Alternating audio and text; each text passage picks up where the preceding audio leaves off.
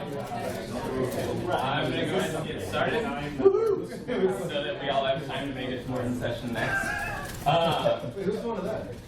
Oh yeah, we're all in this room.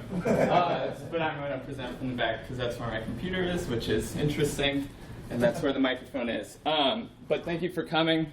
Hope you're having a great time at Bad Camp. I know I definitely am, and welcome to this session. If you couldn't read, 7 to 8, transitioning from theme and theme functions to render arrays and templates.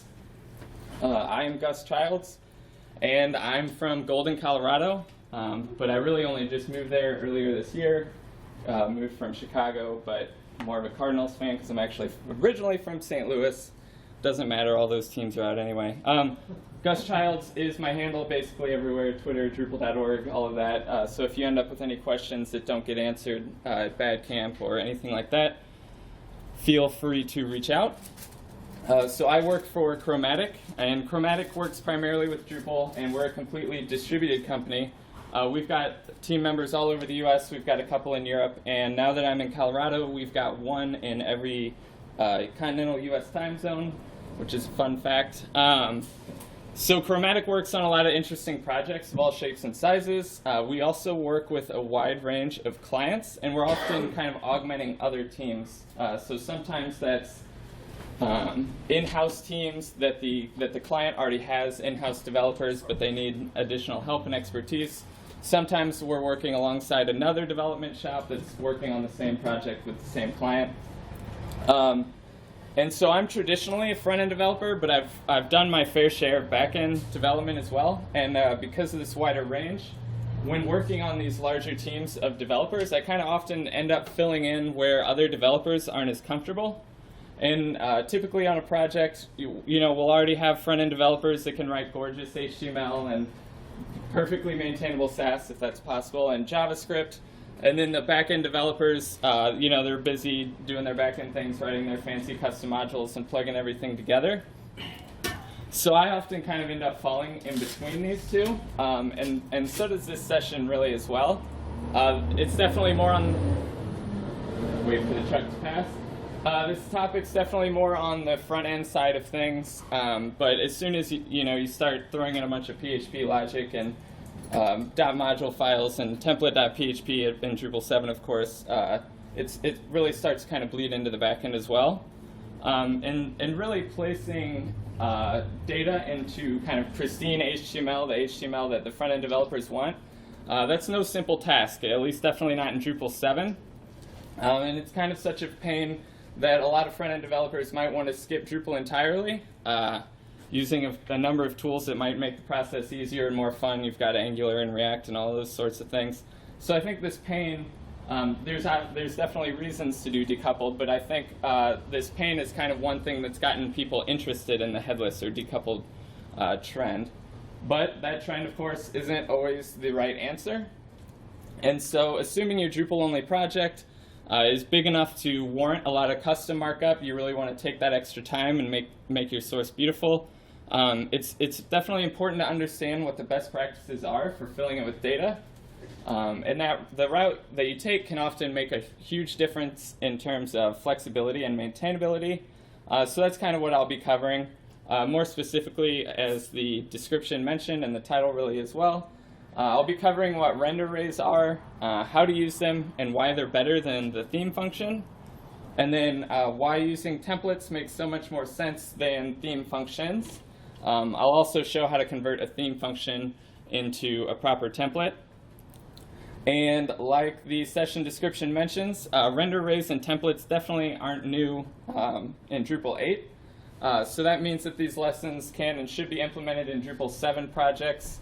I'll be doing my best to cover how they work in Drupal 8, but I know there's a handful of guys in this room, guys and gals, that did a lot of very important work on this in Drupal 8, know a lot more about this than I do. So if we end up with Drupal 8 questions, we can ask them, or if they hear me saying something that is no longer accurate, they can definitely shout out as well.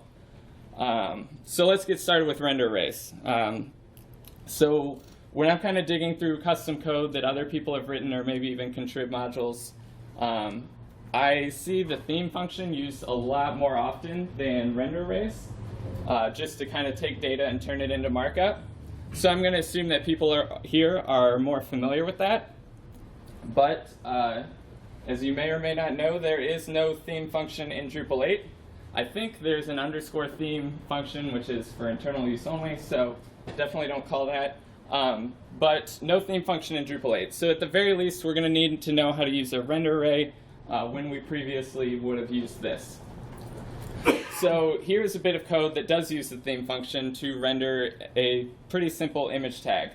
The array that is passed as the second argument are the variables that are going to be used when rendering that image tag markup. Of course, the path will be of the image tag will be logo.png, and the alt attribute will end up being my logo. So then we can print that variable in a template, in a Drupal 7 template. It would look like this. And when we render the page, we get the rendered image tag just as we'd expect. So this is an equivalent render array. It's pretty much the same, slightly different. So here, it's still just an array. We're specifying that we're theming an image with the theme key, and we're passing the same path and alt attribute variables. But like I mentioned, this is still an array. So if we go to print that image variable in a template, it would print the word array. You may have seen that before when something's gone terribly wrong and you can't quite figure things out. So what we need to do is run that variable through Drupal's render function. And what that's going to do is it's going to look at our array, again, determine that it needs to theme an image, use everything else that starts with a hash. It's going to consider a variable. Aside from theme, there's a few other keywords that it won't consider variables that are kind of reserved as well, like cache and type. But for the most part, it'll consider the other hashed array keys as variables, and it will use them when rendering the template. So the end result will be the exact same. If I'm not mistaken, this is what that would look like in Drupal 8. I believe you could pass a render array to a twig template, and it will know what to do without needing to do anything like call a render function or anything like that. So I guess to cover most of the bases, if you want to get fancy, you can have arrays full of render arrays. Drupal is popular for this, or not popular, infamous, the opposite of popular, infamous for this, having arrays full of render arrays. And really what you could do, you could just pass this one array into the render function, and it's going to recursively dig through your array here, figure out if it needs to keep digging based on the hash and stuff like that, and will render everything out. So really some of the more common uses of render arrays, if you haven't used them much, if you haven't written them much, some of the more common uses you've probably seen in use are like this. They're kind of deeply nested. And a couple examples would be like printing a region in the page template. That's going to be an array full of render arrays for each component that's going to show up in your sidebar. Or in the node template, it's just calling render on the content variable, and that variable is really just going to be an array full of field render arrays. So why does Drupal 7 use both render arrays and the theme function? To be honest, I'm not totally sure. I haven't been around long enough. I'm assuming / guessing that one reason would be that having a template can be like a more expensive operation.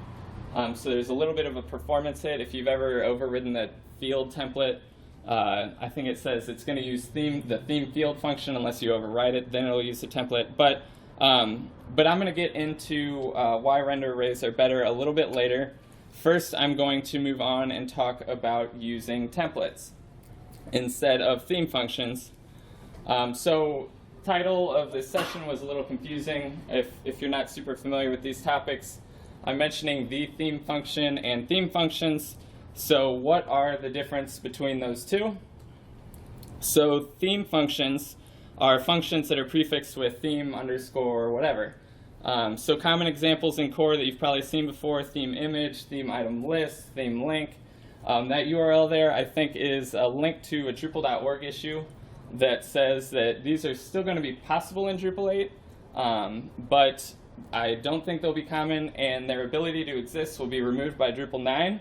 And actually, I had to laugh. I think it was Thursday night. I was headed to bed, and I was checking Twitter. And of course, here at Bad Camp, there are no more theme functions in core. And actually, I think it's thanks to the work of some of the folks in this room. So thank you. As you can see, a lot of people, including those in this room, are very excited about it. It's definitely so while theme functions can still exist, say in a contrib module that gets ported or custom code, there will be none in core 8, Drupal 8. And so we all know that Wayne Gretzky didn't like to skate to where the puck was. He skated to where the puck was going. So we should probably do the same, and we should probably stop using theme functions right now in our Drupal 7 projects, because it's only going to help us down the road when all that code needs to be taken to Drupal 8. So backing up a bit, here's our render array and the equivalent usage of the theme function. So regardless of which one we use, I showed you earlier, they're both going to end up to be the same rendered markup, and they're for the most part going to take the same path. They're going to look here and they're going to see that this should render an image. And then in Drupal 7, it's going to look either for a theme image function or an image template. And in the case of an image in Drupal 7, there's a theme image function, not a template. So that's how Drupal 7 is going to render that image. And this is what the documentation looks like. You'll see down there in the parameters the path and the alt variable that we were passing earlier. Could have passed dimensions and other attributes as well. And this is the code of the theme image function. This is how theme functions work. They take the given variables that you've passed either in your array, your render array, or the theme function. They take those variables, they work their magic logic in it, and then they're going to return the resulting markup. Now, as a side note, because that is a function, you could technically do this. You could call theme image, but you never should. Definitely don't do that. And one reason, probably the reason to not do that, is because you can override theme functions. So if I wanted to override the theme image function to add a simple lazy loading behavior to my image, super simple custom JavaScript. If it sees the lazy load class on an image as you're scrolling, it's going to take the data source attribute and assign it to source. So I've copied that function and put it into my theme, which is my underscore theme. So I've replaced the theme portion of the function name. So this is what it would take to override a theme function. Just an example, but we'll come back to it later. So again, calling theme is always a better idea than calling that function directly, because it'll allow overrides, but still pretty ugly. Calling theme isn't a good idea regardless, and as I've mentioned multiple times already, and I'll get into that later. So back to theme functions. Theme functions are ugly. So copying and pasting all of this code just to change those 2 lines I changed earlier, that's a painful experience. Not to mention constructing HTML inside a function like this is kind of probably going to be a front-end developer's nightmare. And really, this is a relatively innocent example. This is theme item list. And I did go through and color code the syntax manually. That took a while. But so this is theme item list, and all of this code gets ran just to run to output a simple unordered or ordered list. So one line from that code is this. It's going to print a wrapper around that item list and give it the class item list. Well, what if we don't want that wrapper? What if we don't want it to be a div? What if we want it to have a different class? I'd have to copy and paste all 56 lines of code just so I could make that one small change, because I have to squint, but I'm pretty sure it's not flexible enough to do that with the variables that you passed it. And if I remember right, yeah. So we could definitely, either way, we could definitely do better than this. But how could we do better than this? So the other option I mentioned earlier, of course, is a template. So to help understand how to properly use templates really quick and why they're a better idea, we're going to run through an exercise of rendering an image element with Drupal 7 code. We're going to start with the theme image function and end up with an image template.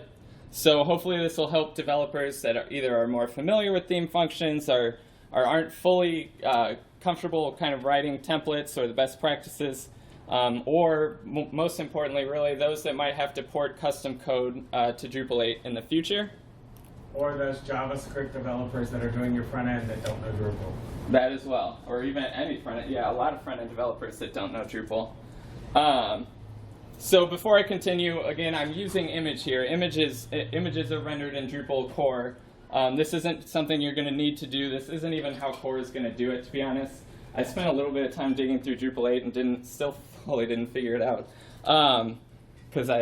Anyway, so don't get too hung up on the specifics. But it's all going to start with hook theme. So I believe hook theme continues to work the same or very similar in Drupal 8 as Drupal 7, so it's still going to look like this. And so we're defining our image component. We're saying that its template is going to be named image, and we're defining the variables that we can pass it and their default values. Now, if I'm not mistaken, in Drupal 7, if we didn't define the template, it would expect a theme function. Someone correct me if I'm wrong, but then in Drupal 8, if we don't define anything, it'll expect a template unless you say my function is whatever your theme function is that you're not going to use. So as you can see on the right, the variables I'm getting come from the documentation of our theme image function. I've added one, it's the attributes array variable. I'll explain why that is later. I'm not sure it'll be necessary in Drupal 8 now that I attended Wes's session and learned more about attributes in Twig. But for Drupal 7, it was kind of a necessary evil. So I'll get to more of that later. So if we look back at our theme image function, there's a lot of logic to handle the variables that you're passing it, and we're not going to want that logic in our templates, at least in Drupal 7. This is because, again, in Drupal 7, got to keep distinguishing here. It's a bad idea to put all of this kind of logic into your templates. The way you have to do it with that templating engine is pretty painful, pretty nasty, and the front-end developers that don't know Drupal aren't going to want to do that, and you're not going to want those developers digging through that logic either. It's not that they don't want to do it. They're just going to hand it off. They won't even dig into the PHP. Oh. It's just like, okay, you do it. Yeah. And I've definitely experienced that, and like I said at the beginning of the session, being someone that kind of ends up working between, that's why I end up working between, because I don't want to work on one side or the other and have to pass it back and forth nonstop. So if we look at our theoretical image template, again, doesn't exist like this in neither 7 or 8 core, but if we look at our theoretical image template, all we want is the markup, and we want to print the variable that contains the attributes that we pass to it. The Drupal 8 one could look a little different depending on your preferences. Again, something I learned earlier this morning and something I'll touch on more later. But jumping back to the theme image function that we're converting, what I've got highlighted here, what's not grayed out, is all we've really got in our template. We've got the image tag and we've got the attributes variable. So how are we going to handle the rest of that logic? Well, again, depending on your preference, we're going to use preprocess functions. And this is kind of where the attributes array variable that I started to talk about earlier comes into play.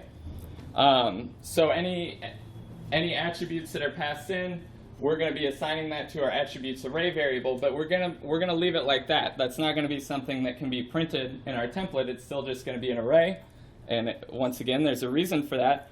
But then we've got a process function. And so what that's going to do is it's going to take that attributes array variable, run it through Drupal attributes, and what Drupal attributes does is takes an array of attributes and basically turns it into an HTML string that you can print in your template. So if you pass an array of classes and an ID and a placeholder attribute value, it'll turn all of that into one string of HTML. So process hooks are kind of something I didn't really use or understand or see used up until just recently. But they always run after preprocess hooks. And really kind of what's going on here is their purpose. They're going to take variables that are passed, but that you don't necessarily want to, like, say, compile those values yet, and they're going to turn them into something that should be printed into the template. So for an example of all this, let's go back to where I had overridden the theme image theme function to add my lazy loading. And so these are the two lines that I changed. I have my data source attribute getting the URL instead of source, and I've added a class of lazy load for my JavaScript to look for. So now that we've got preprocess functions and process functions for theming our images, we can implement a preprocess function in our theme. And sorry, I should back up here a little bit.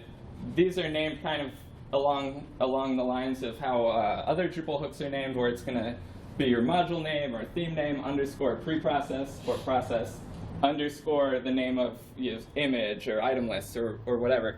So in this preprocess function, I'm adding my lazy load class to the attributes array. I'm taking what was the source and making it the data source, and then I'm getting rid of the source because I don't want that there until my JavaScript handles it. And so this is going to run in between my initial preprocess hook and my final process hook. So that allows me to kind of take the attributes array that it was initially built, mess with it how I need to before it gets turned into a string that hits the template. I guess I kind of alluded to it a little bit earlier, I will take this time to say that what I learned this morning is that Drupal 8 is trying, or at least is trying to get away from preprocess and process functions and move a lot of that logic back into the template, at least when it's logic dealing with markup, which I would say is a lot of this is, if not all of this. So that is kind of a shift in mindset, kind of goes against what I was saying don't do in Drupal 8, but just a heads up there. Oh, and yeah. Just a small thing. So I think in this case you don't need that process because the template process function does that for you. Yeah. But maybe, yeah. Yes. So there's like 3, it's like attributes, title attributes, and content attributes. That Drupal core will do that, makes those variables and then turns them into the string for you. So if you, I kind of didn't want to get that complex, but if you were going to implement something very like this with your attributes, if you name it attributes or title attributes or content attributes, I believe, the like template underscore preprocess function and process functions in Drupal core will deal with those, turn those into HTML for you. But if you needed other ones, then you'd have to do this yourself. So thank you.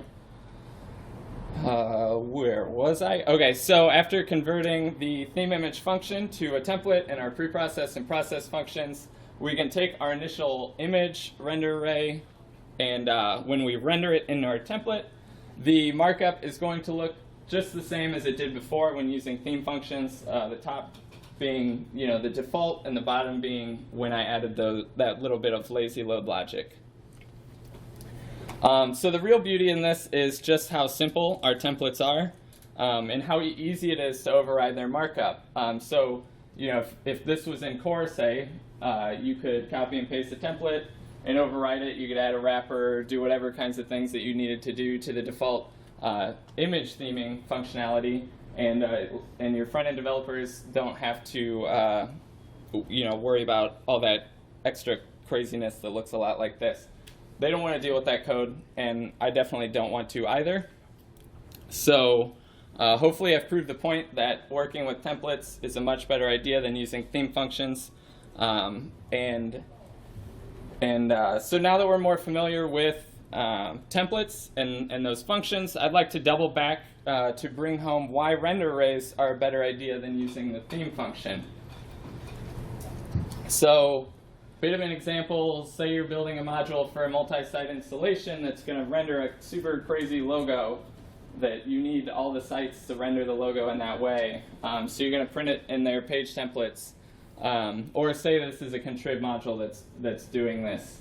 And you might need specific alterations per site that you want to make in your theme, and you don't have that logic in that module, or it's a contrib module, so you really don't want to change it because your patch wouldn't make sense on Drupal.org, so you probably shouldn't change it in that way. So again, you wouldn't want to do this just by straight up printing like a call to the theme function, or even writing out a render array in the template, because that would defeat the whole purpose. You're not going to be using that module that you can share across the sites. You'd have to copy and paste all of that code. So you might do something like this. You might have your cool underscore logo module, and you might use hook preprocess page to prepare a logo variable for your page template. And you're going to run that, say, and again, we're starting with the theme function here. You're going to run that through the theme function and assign it to the logo variable. You're going to print it in your page template like this, in this example. You don't need the render function because it's already markup. This is looking better, but let's say you needed to alter this in a site-specific way, like I mentioned before. Your theme needs to change it before it hits the page. So like a responsible developer, you add your preprocess hook to your theme, which is going to kind of intercept that before it gets added to the page, and you use devel's DPM function to have a look at what that variable is. But there's a bit of a problem because it's already rendered markup. So how, say if we wanted to change the alt attribute, how are we going to change the alt attribute? So this is not what you want to find yourself doing, but it will work. So you'd have to use the string replace function to change it in the rendered markup. On a more complex example, of course, a more complex example, you might not know what you're even looking for, how to replace it, or if it's any more complicated than this, it's going to be pretty terrible and very painful. Again, I've definitely done this before in years past, so I'm not saying I'm not making any judgments on this happening. I'm making judgments. You gotta learn. You gotta learn somehow. So let's go back to that modules preprocess function. So how can we write this in a way where we can easily modify it later? You might have guessed it. We can use a render array. So we've built the equivalent render array, and when we go back to our theme to look at what the output of that variable is at this time, it's still going to be that same exact array that we've defined earlier. So now it shouldn't be difficult to change the alt attributes value. Let's give that a shot. We've got our themes preprocess hook, and it's still the array like I said. So boom, we changed the value of the alt variable within that render array. And then when we go to render it in our template, oh, sorry, next slide didn't make sense there. So we go to render it in our template, and it's not going to be turned into markup until it hits that render function. So it can be totally changed and manipulated however you need it to be by any number of modules in your themes until it hits the template. And really this can provide performance benefits as well. So let's say one site it made sense to keep that module for some reason, but it didn't want to render the logo in the page template. It didn't want to put it on the page at all. So if you delete this line from your template, all that's really going to happen in that module's preprocess function is it's going to build a simple array. Whereas if you would have called the theme function, say it's the item list, you would have themed an item list to print in your page template that wasn't going to get printed on this one site. You'd be doing a lot of processing for no reason, turning it into markup that you weren't even going to use. It's only going to be rendered if the template asks for it. So again, I promised to talk about Drupal 8. This is a super simple example, so it's easy enough for me to do. I believe this is how the same template would work in Drupal 8 now that we've switched to Twig and all that. I think Wes's session earlier and Morton's session coming up will give us a lot more insight of all the crazy things you can do for Twig or with Twig. Okay, so time for a breather. At this point, I've covered just about everything, but that was a decent amount of code. So just to kind of reinforce everything really quick, I'm going to try and do a nice little recap. So we've got our example of our image tag to be rendered that uses, go ahead. No, it's fine. That uses a render array and the theme function. Regardless of which one we use, Drupal's going to go about rendering them in the same way. It's going to either look for a theme function or an image template.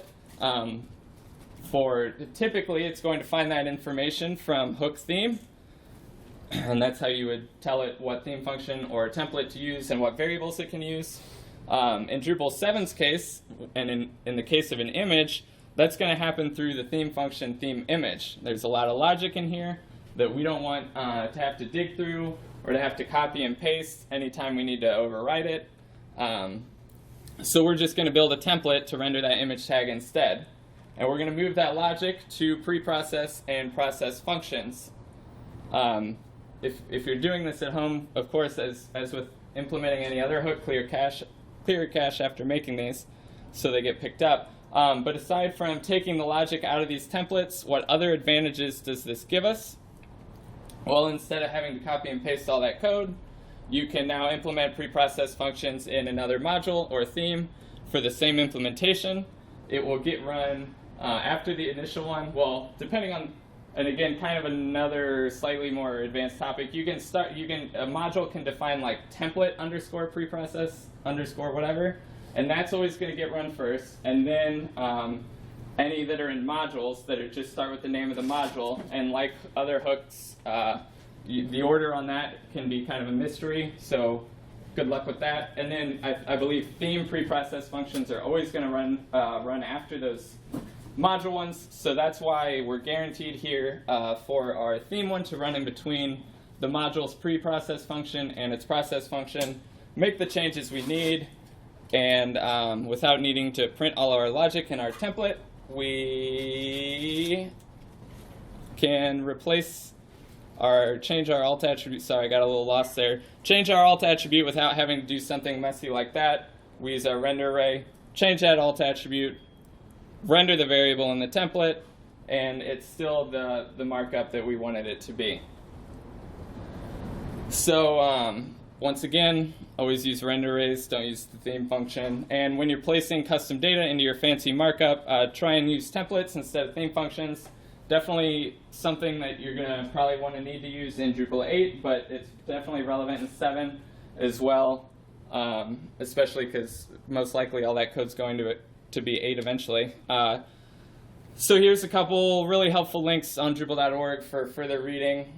Also, like I mentioned, a couple sessions here at Badcamp that are worth watching for more information, especially about the Drupal 8 side of things, since this was more Drupal 7. I will eventually have my slides online to grab these. I don't yet, but they'll be there.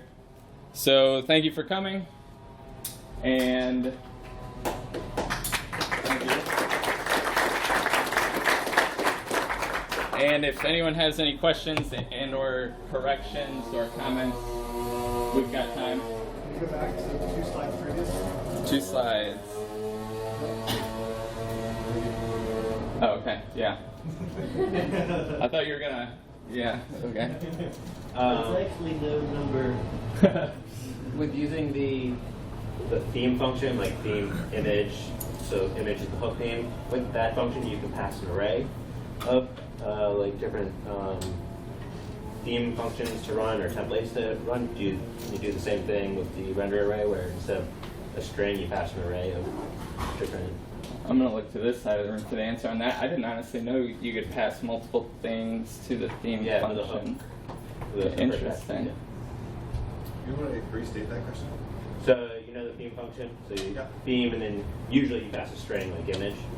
That string, which is the hook that is being called, it can be an array, where you can pass multiple theme suggestions. So can you do the same thing with a render array? So that the theme attribute can be an array. For those listening at home, yes. Anything else? Just a quick comment that if someone finds the preprocess functions difficult, there is a session tomorrow at 10 where we are going to cover with Joel all the preprocess functions and which order they are going to be run. It's just one of the topics of the presentations, but just as you say, they are a little bit confusing. Yeah. We are going to explain them then. Yeah, and the thing I mentioned earlier that I had learned earlier today is how kind of Drupal 8 will probably be going a little bit back towards putting logic into templates, as far as when you're tweaking like markup and classes and stuff like that. Something I mentioned, the attributes variable I was putting in the template is now like a crazy object that has all sorts of methods and stuff like that. But so look at Wes's slides for information about that. But one thing that is, again, with the preprocess functions and stuff being pretty confusing, one thing that is cool about logic going back into your templates for classes and stuff is that if you're using especially like the CEM or BM or SMAC syntax, in Drupal 7 a lot of times you'd have a lot of your classes in the template, but then some classes would have to be in your preprocess function, which if in that syntax especially, they should all kind of be bundled together, so it's super weird to have them spread out. So I'm glad to hear that that's kind of all being brought back to one place. It's very much by design, or rather I've been sitting and yelling at people to get it back into the templates, because the basic idea was that 99% of all front-enders just want to work in their quote-unquote HTML files, and the CSS files, that's where they work. So us having spread things all around and having stuff hidden over in the theme function or here, like crazy renders, that just makes our brain bleed, because we're dealing with browsers on a daily basis. And you can only have that much information in your head. So, and I know that it's scary the first time that you come into a template file and suddenly you have all this logic in. And if you're a developer, you get a heart attack. And I will have consultations each month, and you can cry over my shoulders. But it's actually not that. It's the idea of completely separation. Just all of this just made me scared again. It's like, go crap. Yeah, flashbacks. I had a question. Like, to me, it seems, and I've seen for quite a while, that render arrays are very similar to like the form API. And with the form API, we have an API online. Is there something similar to like list out all the different components of a render array and sort of? Well, like say if something's like a theme function, if it's say theme image in this example, you could look at the documentation for that and see the variables. So like you could use what you're saying there. For something that ends up in a template, I'm trying to think if that stuff's documented anywhere except in the template file itself. Right now, we don't have that kind of sorted out, but I looked at something that Jennifer Hutchins, the API documentation maintainer, she showed me in Drupal 8, there's a lot of documentation going in right now, and on her machine actually is where she showed me, because it's not online. But all the render elements and all their properties are going to have their self-documented so that they end up on there. And there's a special section, just like the form API, with the table listing out all the different render elements and render elements. Yeah. So she has that as comment. I think it's fair to say a lot of the stuff that goes on in the theme system right now is fairly not documented, because up until RC1, pretty much everything got changed on a day-to-day basis. There's a couple of authors here doing bad camp who've been trying to write books, and every time we came out with a new release, they had like 3 chapters. They could just throw in the bin and start all over.